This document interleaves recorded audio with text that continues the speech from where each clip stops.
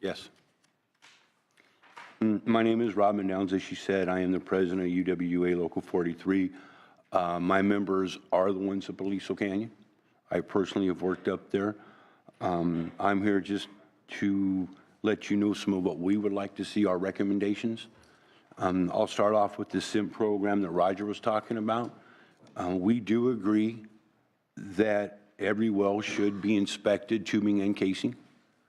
But what we'd like to see is once we get the baseline is to have an inspection for the life of the well. You know, it's the SIMP program's a 6-year program, and we look at it just like we do with the transmission pipe, that once you get the baseline, then you can determine how often you need inspected from there.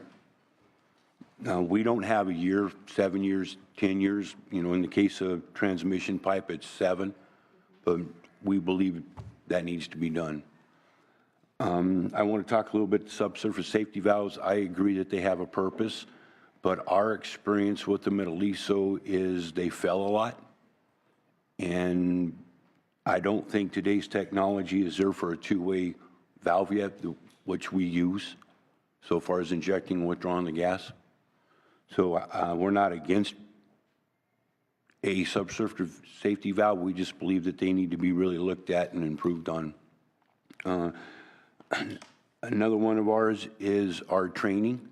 We have decent training down at our PICO facility.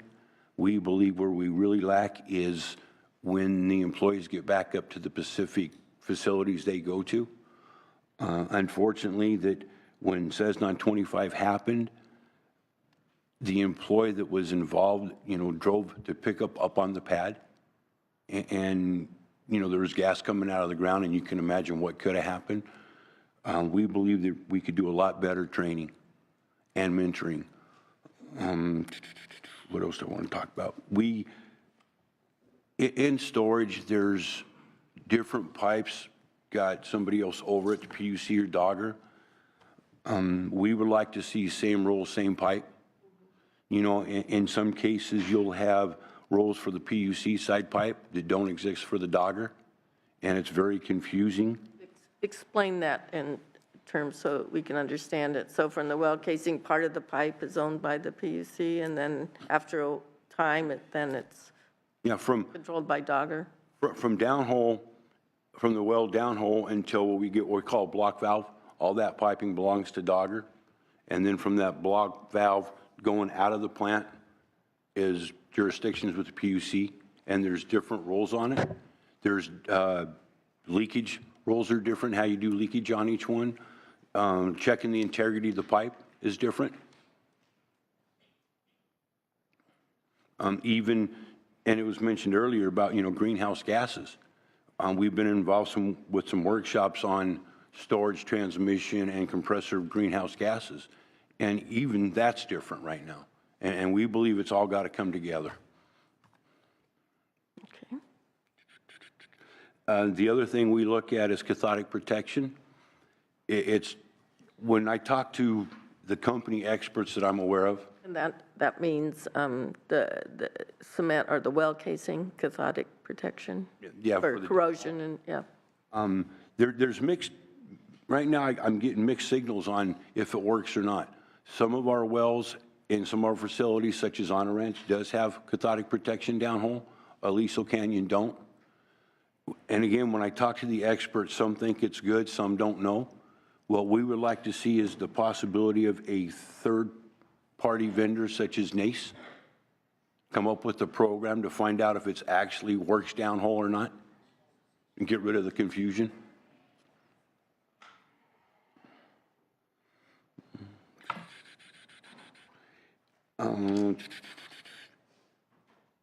I think, you know, we work in operations, we work 24 hours. They're shift workers.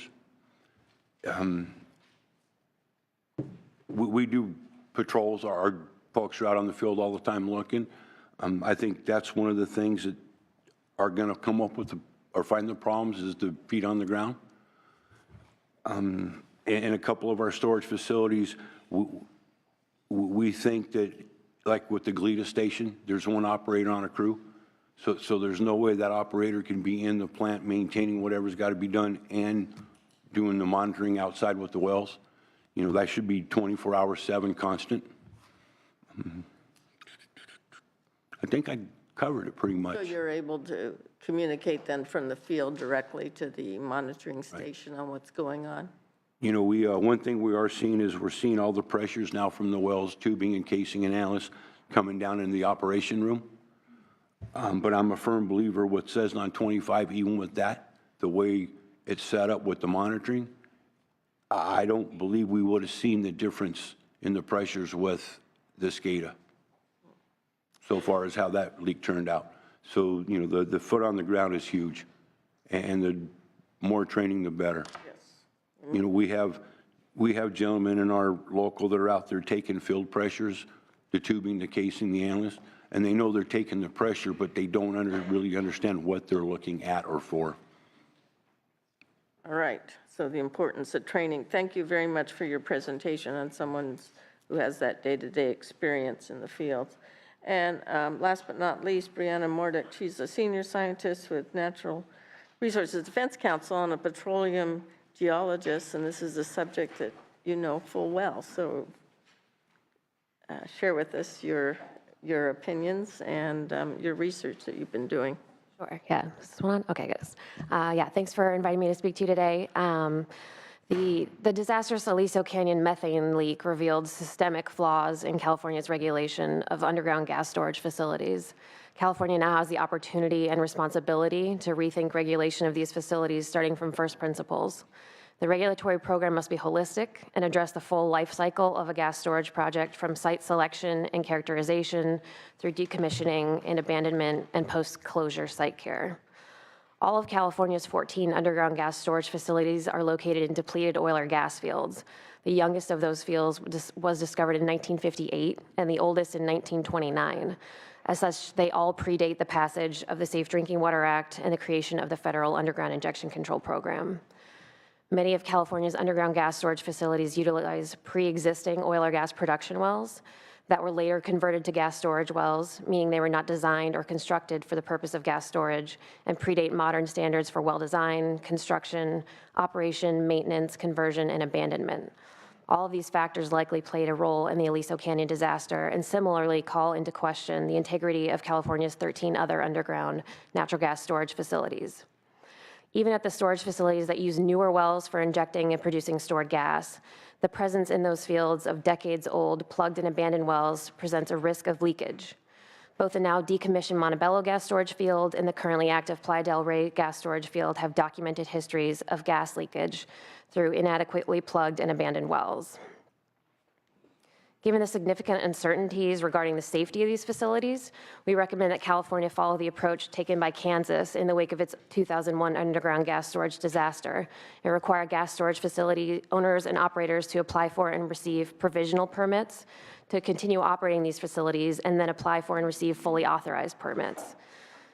The goal of this process would be to ensure that regulators have the most current and accurate information available, that the safety and integrity of each facility is thoroughly assessed using modern standards, and that any existing or potential problems are remediated.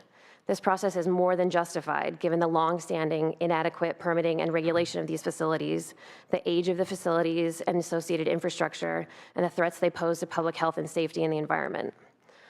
A full root cause analysis of the failure of the standards test in 25 at Aliso Canyon is still ongoing. However, there are several design features of that well that are of particular concern and which warrant further discussion in the context of improving gas storage well safety. The first is the lack of cement between the wellbore and the innermost casing string, referred to as a production casing. The standards test in 25 is nearly 8,800 feet deep, but cement was only present behind approximately the bottom 2,000 feet of the well. In other words, from the surface to more than a mile below, the production casing did not have any cement behind it. This lack of cement may have allowed corrosion to occur on the outside of the steel casing. The second concerning design feature was the practice of allowing gas to be produced through both the tubing and the space between the tubing and casing called the annulus. Tubing is the innermost steel pipe in a well, and unlike casing, it's not permanently cemented in place, meaning it can be more easily replaced if it becomes damaged. One of the primary functions of tubing is to protect the casing from corrosive and erosive material and stress.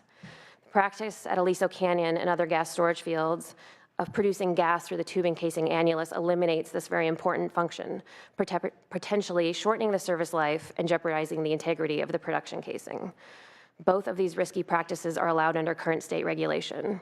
The well design and operation flaws are also not unique to either the standard Ceston 25 or the Aliso Canyon storage facility. California's lax requirements for ongoing well inspections and testing only serve to compound these risky well design and operation practices. Under the current permanent statewide rules for gas storage wells, internal mechanical integrity tests, which are used to look for problems inside the tubing and casing, only have to be performed once every 5 years. The rules are completely silent about the frequency of external mechanical integrity tests, which are used to detect problems with the cement and test for corrosion.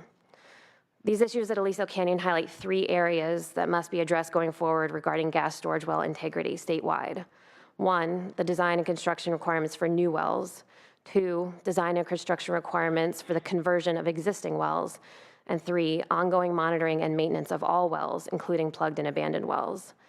Minimum statewide standards for the design and construction of new wells must cover issues including but not limited to protection of usable groundwater, isolation of potential flow zones and zones containing corrosive fluids, use of well construction materials compatible with the fluids with which they will come into contact and that would withstand the pressures and temperatures to which they'll be subject, proper testing during and after construction, and others. Conversion of existing wells requires special scrutiny. Operators seeking to convert existing wells to gas storage wells must, at a minimum, be able to demonstrate that the well can meet the same design and safety objectives as new wells and will be able to maintain mechanical integrity throughout the life of the facility. Ongoing monitoring and testing to ensure that no leaks are occurring is paramount to protecting the environment, public health, and safety. Internal and external mechanical integrity tests and tests for corrosion should be performed at least yearly on all active and idle wells within the underground storage facility boundary. Plugged and abandoned wells should also be periodically field tested and inspected to assure that no leaks are occurring. A comprehensive monitoring plan to detect, report, and repair both surface and subsurface leaks should also be required. To date, DOGGR has taken several important steps to address gas storage well integrity, but more can be done. Regarding Aliso Canyon specifically, we're supportive of the requirements of the comprehensive safety review developed by DOGGR and the national labs, including the requirement that injection cannot resume until all tests have been completed. Given the significant public health and safety risks associated with well failures, this is completely justified, and in fact, the testing so far has already revealed problems in several wells. DOGGR's recent discussion draft regulations for gas storage facilities laid out several important regulatory goals. However, it remains to be seen how those goals will be translated into enforceable statewide regulations. Nothing short of a complete overhaul of DOGGR's culture and rules is needed. This is an opportunity for California to be a leader, to set the standard for what a modern oil and gas regulatory agency should be, and to create rules that truly fulfill DOGGR's mandate to safeguard our health and environment. Otherwise, it won't be a matter of if there will be another Aliso Canyon, but when. Thank you again for the opportunity to testify, and happy to answer any questions. Thank you very much. And noticing a few members here, I wanted to open it up for questions of any of these 4 individuals. I just had one in general, maybe a quick response, sort of a lightning round, if you will. In regards to the tubing and the well casing, everyone's in agreement that ideally injections as well as extraction should be limited to the tubing. I know the size of the tubing is still under discussion, and not to what was going on in the field up until the leak of using the whole 7-inch well casing and the tubing for injection and extraction. So we'll start with SoCalGas. As I mentioned, using tubing flow only is the direction that SoCalGas will be taking with regard to the storage fields. We basically will have that situation at Aliso Canyon. We are near that situation. We'll have it very soon at Playa del Rey, and we will be heading that direction at our 2 other storage fields. So that's for us with respect to using tubing flow only. For injection and extraction. Yeah, when I say tubing flow only, I mean in both directions, injection and withdrawal. Yes. Does that work for you? Well, all the independent storage providers, we designed our flow rates based upon tubing and annulus flow. So for us to go to tubing only, we'd have significant restrictions in flow for all of our well facilities. So we designed to flow up the tubing and the annulus. It's our design. So we would want to avoid that for existing wells. For any new wells, it wouldn't be a problem to drill a new well that way. It's the retrofit of the existing wells that causes a problem for us. I have 12 wells, so if I reduce those 12 wells' production by arguably close to 50%, it derates my facility significantly. So I'm not able to provide the withdrawal speed that is that's certificated. Okay. All right. Mr. Downs? I'll remain silent on that one. That's right. Okay. Ms. Morda? Yeah, I think, without some compelling evidence that, producing through the annulus doesn't shorten the service life of the casing, I'd say, yeah, all injection and withdrawal should be through tubing only.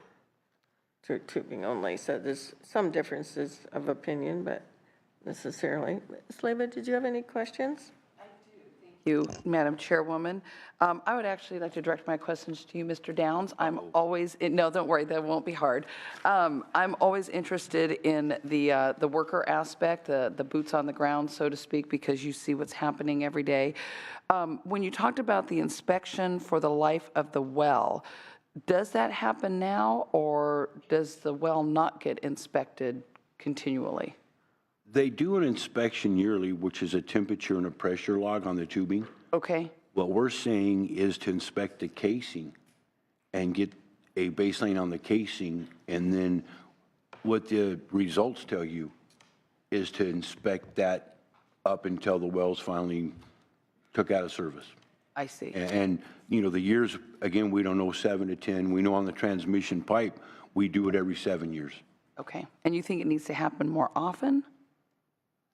For the life of the well. But yeah, Life of the well, it happens every 7 years? well, what we're saying is this. Right now, the casing is not inspected this way. Not inspected, okay. So by going out and inspecting each casing, you'll get a baseline Okay, on what it actually is and looks like.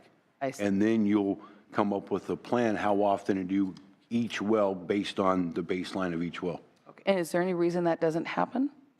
I don't think there's any kind of rule or procedure for Saying it. that you have to do it. Okay, good for us to know. And then the better training and mentoring, is that something that has changed, or you just don't feel like there's ever been a really good training model? Ooh, that's a good question. I think it's changed, and part of it is because, and Roger's going to probably slap me, I better move. A couple things have changed. When you look at the aging workforce, and a lot of your experience is leaving. Mm-hmm. So you don't have that mentoring process, right? And then at the same time, when you look at the training that we have, we've got good basic training at PICO. But when it comes to the facilities as individuals, we lack there.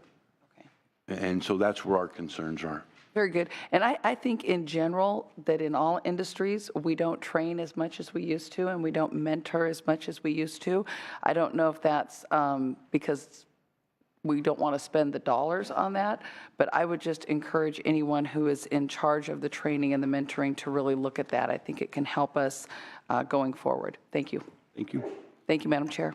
Yes, thank you for those questions appropriately from you. Yes. The gentleman from SoCalGas, apologized, I missed the beginning part perhaps of your presentation as well as the prior panel. So the timeline on inspection for the noise and temperature testing, how's that going in the field with Dogger and you? We're end of April?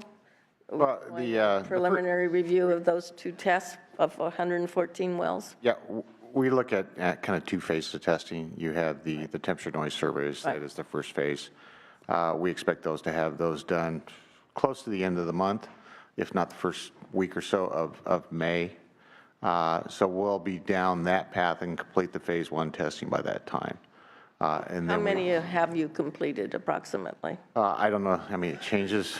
Every half day we have another one, but we've probably done close to over 100 so far. If I was to look at the numbers actually today, the last report we provided Dog was about 89, so. Could you give us an approximate number that have passed stages 1 and 2 And if, Again, I don't have the numbers exactly. I would say probably the ones we tested, about half have been fully passed. We have a certain number that we're still working through the details with the Dogger engineers on site, where you have maybe some anomalies that aren't related to a leak necessarily. They're related to an anomaly behind pipe, whether it's flowing water or some indication where you have a temperature survey will say one thing and the noise will say another. So we have to work through that effort. It's based on the geology that we have. And so those, and there's a couple that we've identified some issues with that we've basically taken out of service and we'll have to repair and fix before we move forward. that's sort of my follow-up question. So for those that, for some reason, haven't passed the noise and temperature testing, are eventually those would potentially be plugged and abandoned and not in operation, correct? And do continuous leak testing occur on those wells that are early plugged and abandoned? Yeah, any well that basically has anomaly found with regard to a temperature and noise survey will have to be addressed in some fashion. And that fashion can be moving to further inspections and to repair it. It may be a very minor leak at maybe a collar or something along the casing that has to be fixed. Or you can take it down the path that says, well, this well is not worth repairing. And then we'll go to a full plug and abandonment program that will basically take the well out of service forever. That's a choice you have to make when you get an anomaly, because a temperature noise will only indicate the possibility of an issue. You'll have to do further inspection to find out what that issue actually is. So that's the choice you have to make. Either you go through that inspection, which is the additional casing inspection, caliper inspection, that process to find out what the leak, and then whether you can fix it or not, or whether you have to plug and abandon it. Homeowners there are very interested in that process occurring and how that review is done. And those that aren't able to pass if they are able to pass those two tests, then they're going to go through the more stringent national lab proposed tests that Dogger has part of the regulations, and that would take another several months. Let me ask this a different way. So those wells that have passed the noise and temperature tests, are they now in a different track undergoing the stage testing 3 through 6 for the more significant inspections of the integrity of the well? Yeah. Thank you, Senator, for the question. Any well that passes the temperature noise surveys then falls into the second group, which will be further inspection of the other 4 tests that we have that we're conducting, whether it's the magnetic flux logs, which is using magnets to test it, whether it's the ultrasonic test we use, whether it's caliper logs, or the ultimate pressure testing that we do to move into a path where it can be placed back into service. But is that test 3 through 6 going on while you're still testing the 114 wells for noise and temperature? Yes, it is. We go through the noise and temperature as initial assessment. We have 8 workover rigs on site, moving towards a possible 10 that are actually completing those enhanced inspections. Because in order to do the enhanced inspection, you have to pull the tubing out. Right. In order to do that, you have to have a workover rig on site and on the well to do that, because you're testing the integrity of the casing. So that's going on, and we've completed tests on about I think 6 or 8 wells today. That's second phase testing. We had heard that there was some leaks identified in a few of those wells that have been preliminarily tested. Is that correct information? I think we found some anomalies. We have not determined whether they're, quote, leaks. Leak is a relative term. If you have a leak that's inside the tubing that's going to the casing, that's not necessarily a leak to the atmosphere. Okay. So again, they were identified as anomalies and therefore didn't pass those, and I'll move to further inspection on those wells to clearly identify what the issue is. Those wells, the certain percentage of them that are now undergoing the additional testing for ensuring the integrity of the well casing for possible injection in the future. Do you have a timeline on that? when some of them will be potentially through those 6 tests? Well, it takes, on average, when you look at an individual well, about 30 days to complete those tests. So we're in that process. Like I mentioned, we have 6 to 8 completed the tests. We'll have to get the confirmation to Duggar that they certified that they have passed all those tests. So when you look at it, we'll probably be running, anywhere 8 to 10 wells a month, potentially. The other path, and I didn't get an opportunity to talk about, when it passes a noise temp, there's not an issue in order that we can actually temporarily plug and isolate those wells from the reservoir. That looks at when we bring the facility back on for injection, with regard to the reliability concerns, which I understand is a subject of another hearing on the 10th. But to look at it, because it'll either have to be fully inspected and approved, or it'll have to be plugged and isolated from the reservoir before we come back on injection. And then any well that's been plugged and isolated, we basically have a year to inspect. Okay. All right. Anyone have an opinion on buffer distance? It's been brought up before, and Mr. Weber, you're right, Santa Clarita operates a little differently than the city of Los Angeles because LA County allows them to annex properties. There's actually another development right next to Southern California gas storage facility that's proposed, adding not just 32,000 residents as neighbors, but even more so. Is there any standards out there in the field anywhere that you know about on what would be a safe distance, or I'm not sure how to phrase that, but a reasonably safe distance from an operating gas field? I mean, SoCal Gas has been operating there since 1972 or 3. Most of the entitlements for those homes were in the 80s and 90s. Certainly aware that that facility was there, although those homeowners weren't aware of the magnitude of the facility and the potential downsides, obviously, and weren't told. Is there some standard there? I mean, obviously, if we're going to be a state that's going to have oil and gas fields out there, we need to be cognizant of not creating incompatible land use or fields that are over groundwater basins too. I mean, it's the same kind of incompatibility. Is there a standard out there?